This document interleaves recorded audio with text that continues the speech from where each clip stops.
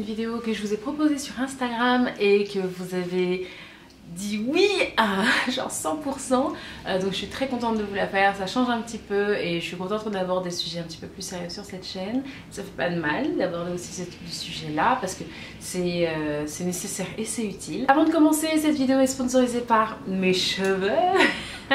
Je pense que je vais faire tout un tas de vidéos sponsorisées par des cheveux déjà parce que ça peut vous aider à trouver des cheveux de bonne qualité. Ce sont des cheveux de chez Julia Hair et elles sont super bien, toutes soft. Je les ai lissées et je les ai coupées.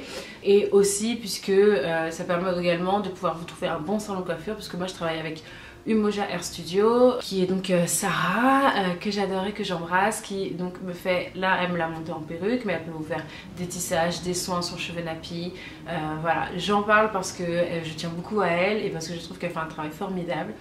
Et let's go pour cette vidéo sponsorisée donc par les cheveux Julia Hair.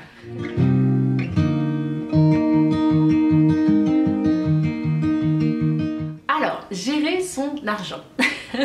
Je crois que je me suis rendu compte que je rentrais dans la vie d'adulte quand j'ai dû commencer à gérer mon argent et à ne pas être dans la merde financièrement. Je trouve également que pour rentrer dans la vie adulte, déjà on nous explique pas trop en quoi ça consiste d'être adulte, mais alors gérer son argent, je trouve que c'est quelque chose qu'on nous apprend pas. Ça pourrait être quelque chose qu'on nous apprendrait à le faire à l'école. Je trouve que ça serait vachement utile pour le coup et ça peut être vraiment fatal quand on se retrouve à gérer de l'argent parce que on peut être vraiment dans la merde et moi ça m'est déjà arrivé. Surtout lorsqu'on rentre dans le cercle vicieux des découverts, le cercle vicieux des crédits revolving, etc. On peut vite se retrouver complètement étranglé sans avoir compris comment c'est arrivé. Et ce n'est pas forcément dû parce que vous avez des petits revenus.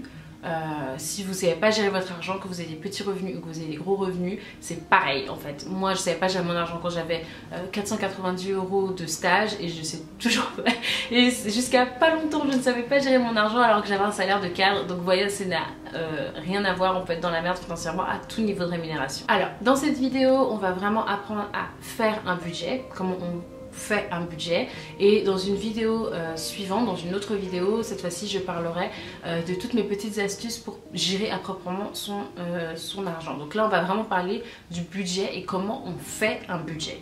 Alors, si vous êtes à l'aise avec Excel, vous pouvez vraiment le faire sur Excel parce que du coup vous pouvez automatiser les tableaux. Mais si vous n'êtes pas à l'aise sur Excel, vous pouvez le faire sur papier et c'est tout aussi bien. Dans un carnet, on tient tout aussi bien ses comptes sur un carnet. La première des choses à faire, donc vous prenez une page blanche et vous listez vos recettes. Les recettes, c'est ce qui rentre, c'est l'argent qu'on a, qu'on reçoit. Donc que ce soit le salaire, que ce soit les allocations si vous vivez en France, si c'est allocation PEL, la CAF, voilà ce genre de trucs là. Ça peut être aussi les revenus exceptionnels. Si par exemple vous avez un business sur le côté, cet argent qui rentre, vous devez le lister et pouvoir en faire la somme. Ensuite, vous tournez la page, vous prenez une autre page et cette fois-ci vous faites vos dépenses. Qu'est-ce que c'est les dépenses? D'abord, la première chose, on fait les dépenses fixes, les charges fixes, les charges qui reviennent tous les mois, les factures, souvent ce sont des prélèvements automatiques, donc les charges fixes identiques chaque mois. Donc ça peut être les factures, le loyer, l'eau, EDF, les assurances par exemple, mais c'est également les abonnements. Donc quand je dis les abonnements, ce sont les box, les forfaits téléphoniques,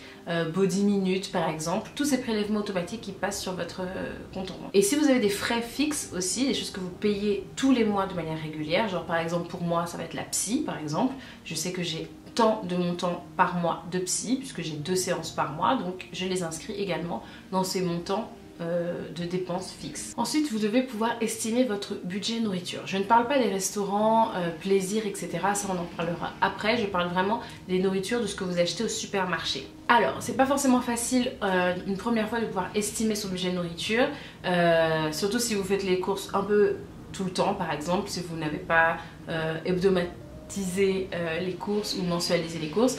Donc il faudrait que vous retrouviez les courses du mois précédent, donc avec vos prélèvements cartes par exemple, Franprix, Leclerc, et vous additionnez tout ce que vous avez dépensé en nourriture, uniquement les courses le mois précédent, et ça vous donnera votre budget, votre enveloppe budgétaire nourriture. Alors, si vous avez également un découvert autorisé que vous utilisez systématiquement, par exemple, moi c'est mon cas, j'ai un découvert autorisé et je sais que je vis sur ce découvert. J'utilise ce découvert tous les mois parce que j'en ai besoin au niveau de mes charges.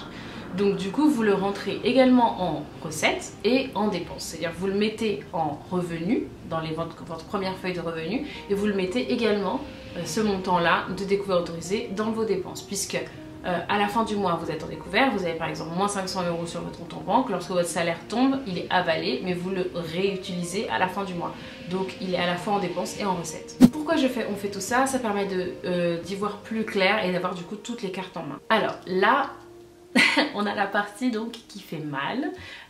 Vous additionnez vos recettes, donc vos revenus, et vous additionnez vos dépenses, et donc c'est vos charges, et vous soustrayez. Donc vous enlevez les dépenses de vos recettes et donc le montant que vous obtenez, c'est l'argent qui vous reste à la fin du mois. Voilà, c'est avec ça que vous pouvez faire des choses autres que toutes les dépenses qu'on a déjà listées. Alors, le principe du budget, c'est justement de ne pas se faire surprendre pour pas se retrouver dans la merde à la fin du mois. Donc du coup, le mieux, c'est de fonctionner en enveloppe. Avec le montant qu'il vous reste là, que vous avez, donc ça peut vous surprendre, vous dire « Ah d'accord, il me reste que ça ». Avec cette enveloppe là, avec ce montant qui vous reste, vous fonctionnez en enveloppe. Et là, il faut commencer à rationaliser. Parmi ce montant là, combien j'alloue au resto? Parmi ce montant là, combien j'alloue au shopping? Est-ce que dans le shopping, j'inclus aussi les frais d'hygiène?